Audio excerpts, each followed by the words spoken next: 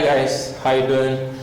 So let's make some more progress now. Thank you for staying with me up until this point. I hope you're getting value. From here onward, we're going to be more practical about our equipment, our gears, what you need, what you don't, what you need now, what you need later, right? As photographers, we are always very desperate or very anxious to get amazing image in the shortest possible time. On that note, we end up buying things we do not need, getting gears we do not need, and things we don't even understand how to use or when to use them. I'm going to guide you through what you need to start up your studio or your freelance photography business from where you are. The very first equipment or gear you need is your camera. Yes, that was an easy guess. You need your camera, but the kind of camera you're going to get depends on one, your budget, and two, what you want to use it for. Right? The budget is always the key thing, but the other part I'll explain much later. You need a very good DSLR camera, the kind that gives you the right quality. I'm going to give you a variety of those that fall within a fairly reachable budget in the link below. I'm going to also give you the features to look out for when purchasing or when buying a camera. Now, that aside, besides the camera, the other thing you need is a backdrop. Now, in no particular order, all of these things are important. Now, why a backdrop? We use backdrops to get clean images without distractions. When you want to take images of a subject or a product or whatever it is you have to take images of, most of the time it's perfect when you have a very clean, seamless background, a very clean, less noisy background. By less noisy, you have no distractions behind. So a backdrop comes in and makes that a lot more easier. What the backdrop does is it just gives you a total block of what's behind the subject and leaves the subject at the middle with all the powers in your hands to control the kind of images, the kind of lighting you want for that particular subject at that particular point or on that set. Now, that being said, backdrops come in different colors, comes in different textures, comes with different designs as well. But one of the very popular one is the infinity backdrops, which are usually cardboard kind. I hope you can see this. I'm trying to pull everything out. I have quite a number of these in different colors, but they are paper. They're in paper form or cardboard form, so they tear easily, which means you need to be extremely careful when you're using it. I hope you can still see it.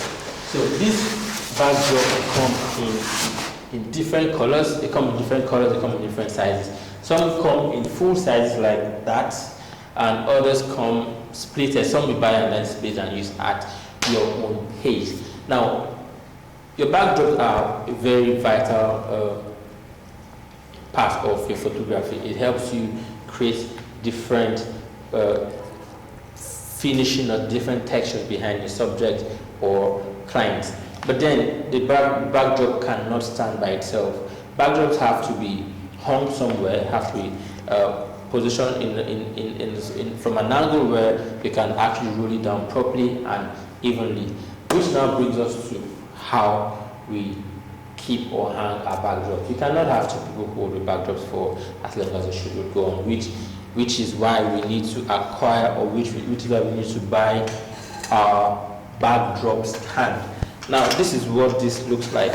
It's they come in different sizes and shapes and brand names as well. But then this particular one is the Visco brand. I've used it for a little over 4 years.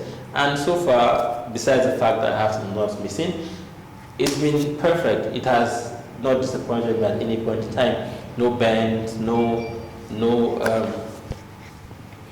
bends, no cuts, no falls, no nothing. It's just a perfect backdrop stand, and it has carried as much weight as I have put on it, from brand new backdrops to heavier ones to fabric backdrops as well. So this is a very necessary part of your gear to get, because with this you can easily detach and then fold or break, put it inside a bag, as easy as this, right?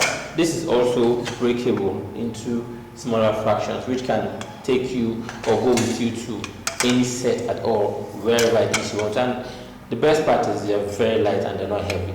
So it's necessary you get these backdrop stands because they will help you hold your backdrop or keep your backdrops in the right positions long enough for you to start and finish your shoot.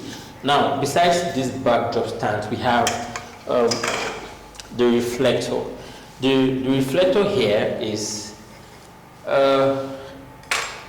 Before I explain the reflector, you need to know about the speed light. Now, give me a quick second. I will be with you shortly.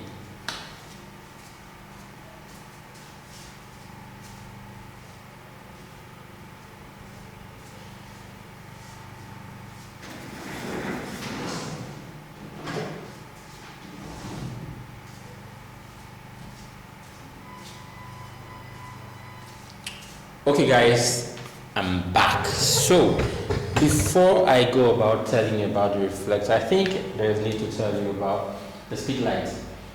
This speed light is, I know every camera or most cameras have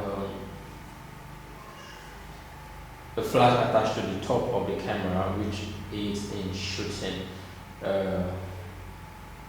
subjects or clients or at events, whatever it is. But I have never really had reason to use that light attached to the camera. I wish there was. My other camera is in use right now, so I'll show you most likely on the link below. So what you really do need is a speed light. The speed light comes in different brands and different sizes, different power capacity, different modes, different structures, and some of them come with different kinds of batteries, which this is like the most economical kind of speed light one can get because the batteries are rechargeable, so it saves you the stress of having to buy finger batteries from all these brands which don't last you a whole event or for a whole shoot. So it's best if you get like this. This is a Godox speed lights and it's for the Nikon camera and it's V860, right? Now for the V860, the power is intense. You have the control that completely suits into whichever kind of shoot you want to do. It's adjustable. It can serve as the master and it can also serve as the slave. I'll explain this a bit later in the course. So yes, this is the other important gear you need to get, the speed light. It helps you give even light distribution on your subject or your environment or the event you're shooting. So this is a must-have instead of using the flash on your camera. Now, this is as important as this is. It would almost not go without a reflector. Now, this reflector is naked at the moment because I took out the wrap. So a reflector is, as the name sounds, this reflects light. It bounces light off itself or it diffuses light and makes it hit back on your target subject with lesser intensity. Now, what this reflector does is, whichever the reflector does, is it helps you manage the light, helps you control the light. So if you have, I'm going to show you this in the lighting section of the course. If you have your lights from this angle, and then the reflector is on this angle, and your light hits the reflector, what this does is, it balances the light.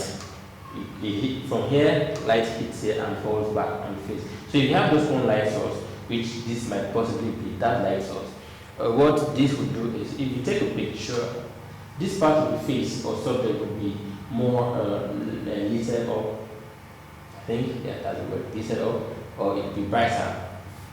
It would be brighter, but then this side will be darker if you don't have a reflector. But then with the help of the reflector, light fires from here, this reflector will hit the same level of light. It might not be exactly the same because it's a bounce off, right? But then it would make this part less darker than it normally would have been if there was no reflector here. So yes, the reflector is a very vital part of